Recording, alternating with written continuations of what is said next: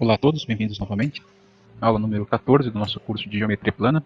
Hoje falaremos sobre triângulos e retângulos.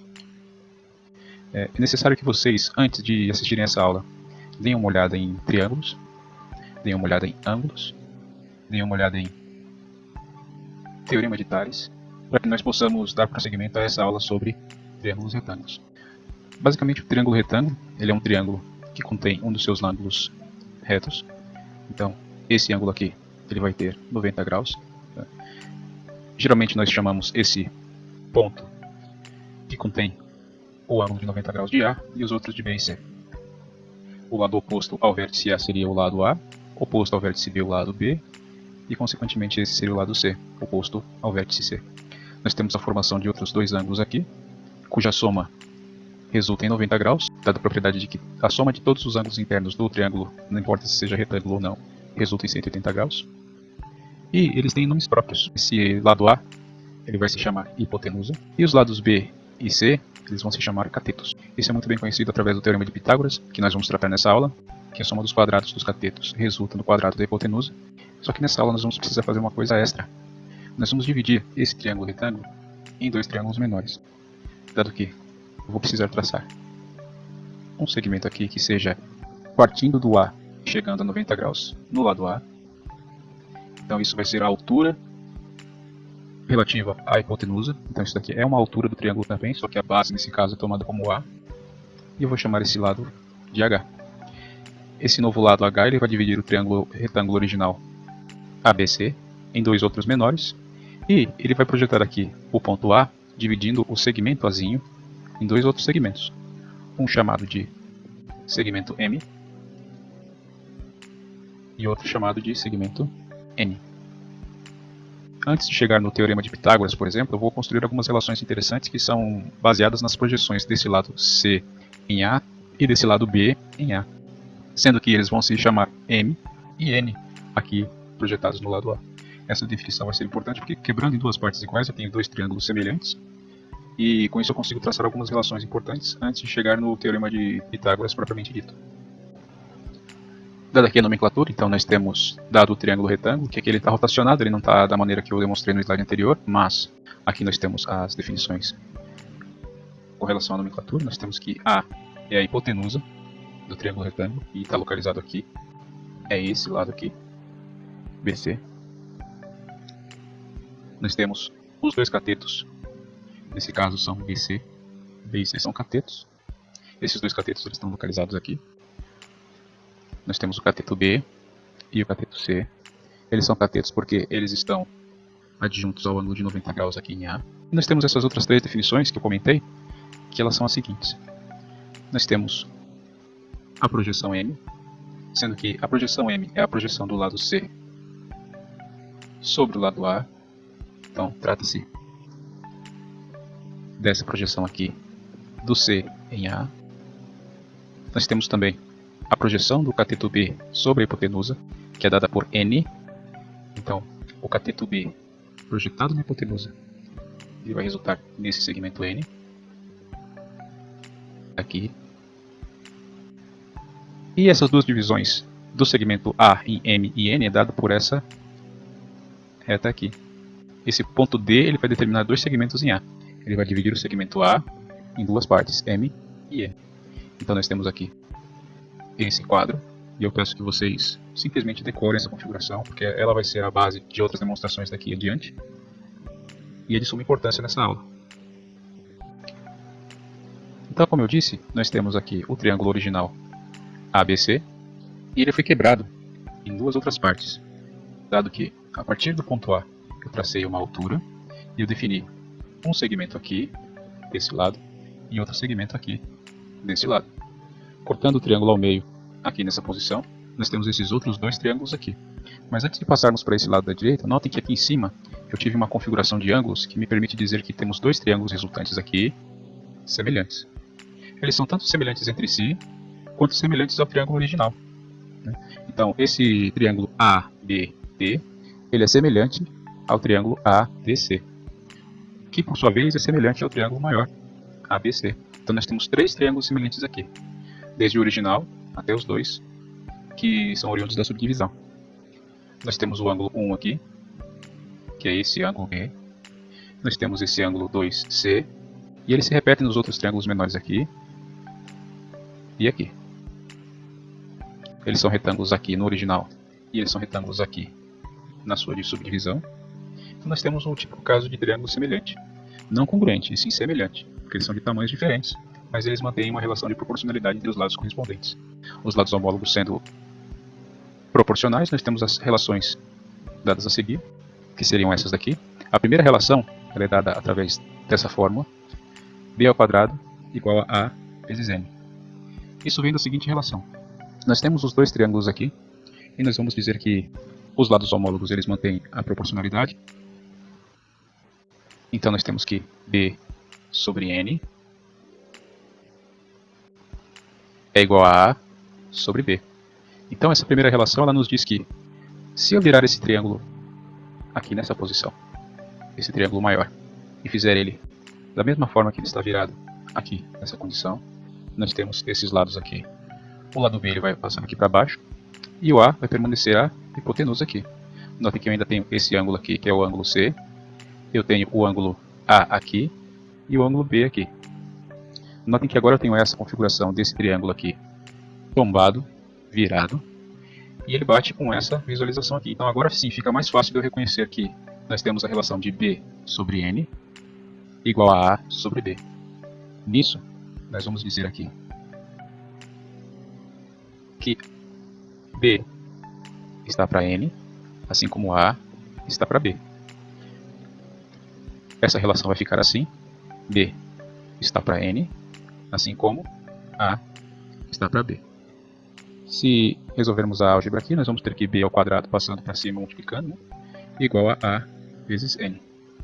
Então essa é a primeira relação que está dada aqui. Eu posso fazer a mesma coisa para todas as outras. Vai nos tomar muito tempo se nós fizermos todas as demonstrações aqui, mas esse é o princípio que nós temos aqui nesse estudo de relações métricas. Eu peço que vocês demonstrem essas outras relações aqui, a número 2, a 3, a 4, a 5 e a 6. E daqui em diante vocês tenham elas guardadas para que nós utilizemos em futuras aplicações. Fica mais fácil se nós lembrarmos disso daqui. Então temos o primeiro caso que cada cateto é a média proporcional ou média geométrica entre sua projeção sobre a hipotenusa e a hipotenusa. Então esse lado, esse cateto B ao quadrado, ele vai ser a hipotenusa vezes a sua projeção. A mesma coisa vai ser o cateto C. Nós temos o cateto C ao quadrado, vai ser igual a hipotenusa vezes a sua projeção na hipotenusa. Então isso é o primeiro caso. O segundo caso seria a altura relativa à hipotenusa é a média proporcional ou média geométrica entre os segmentos que determina sobre a hipotenusa.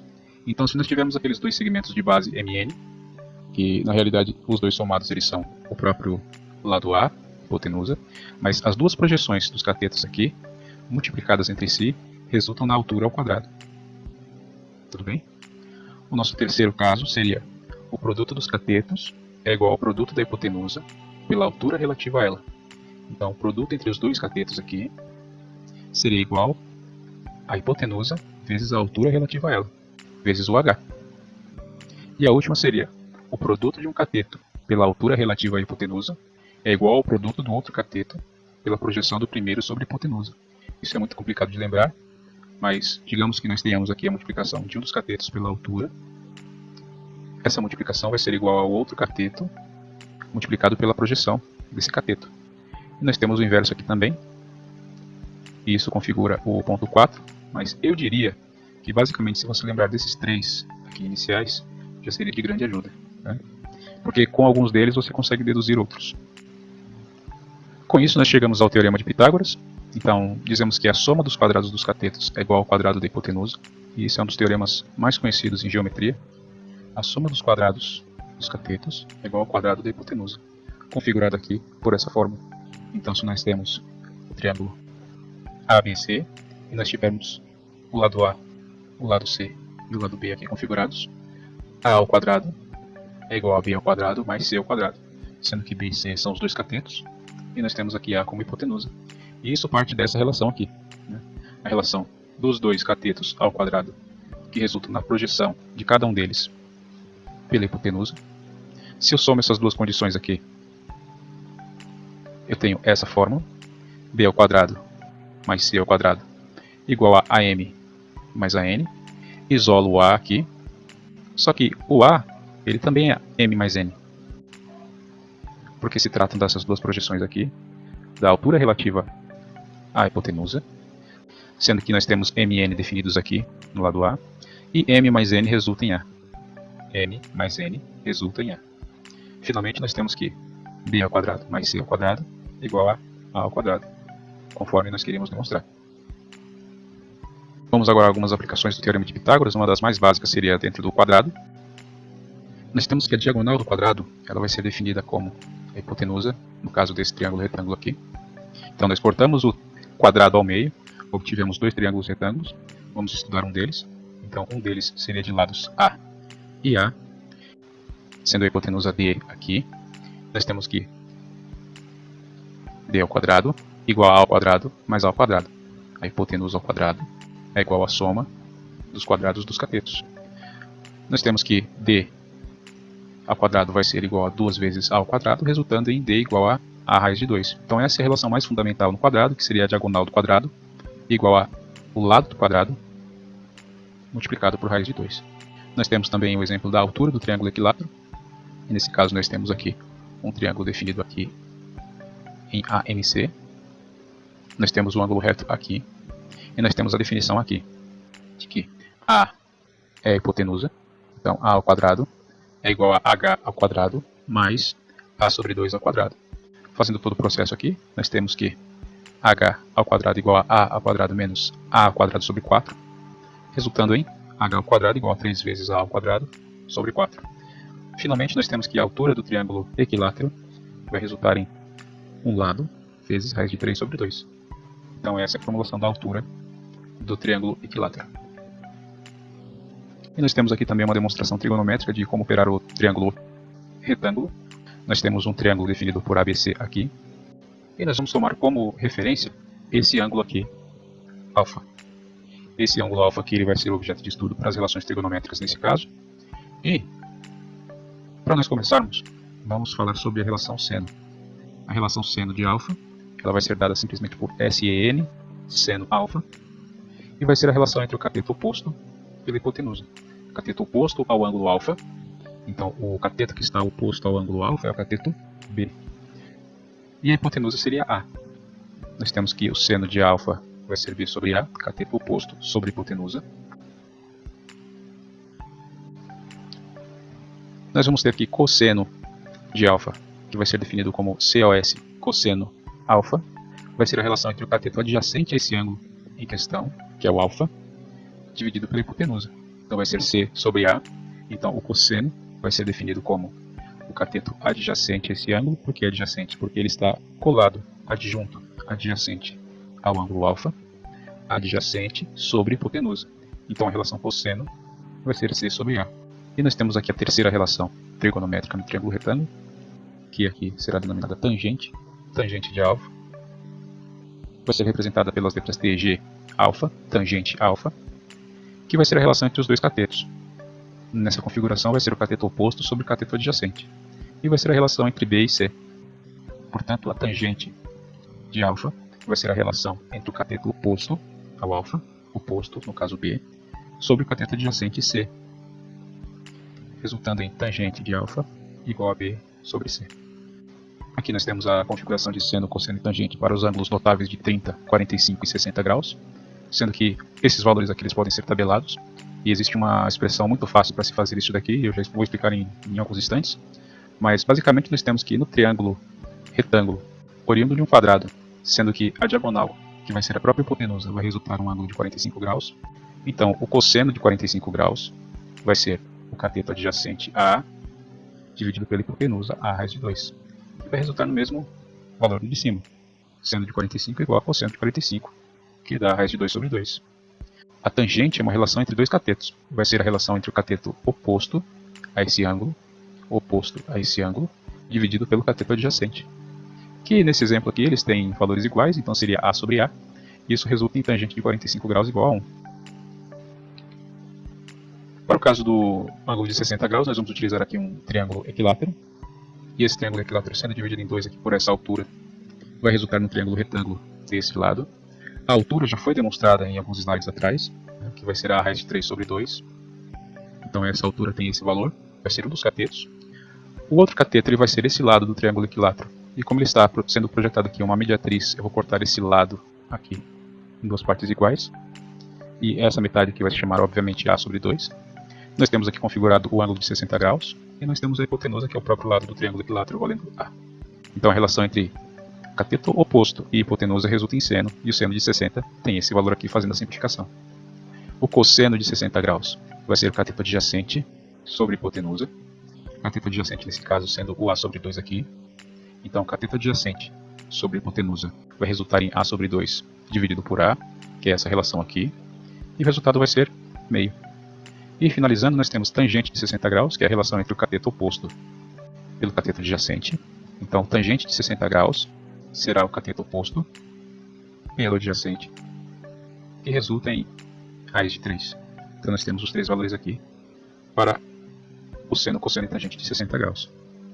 E uma coisa muito interessante, que seria o ângulo complementar de 60 graus, que é o de 30 graus, eu consigo também fazer o estudo aqui num triângulo equilátero. Só que em vez de usar esse ângulo daqui, eu vou usar esse ângulo aqui de cima. As referências vão se inverter, o cateto que era oposto vira adjacente e vice-versa, mas a hipotenusa se mantém a mesma.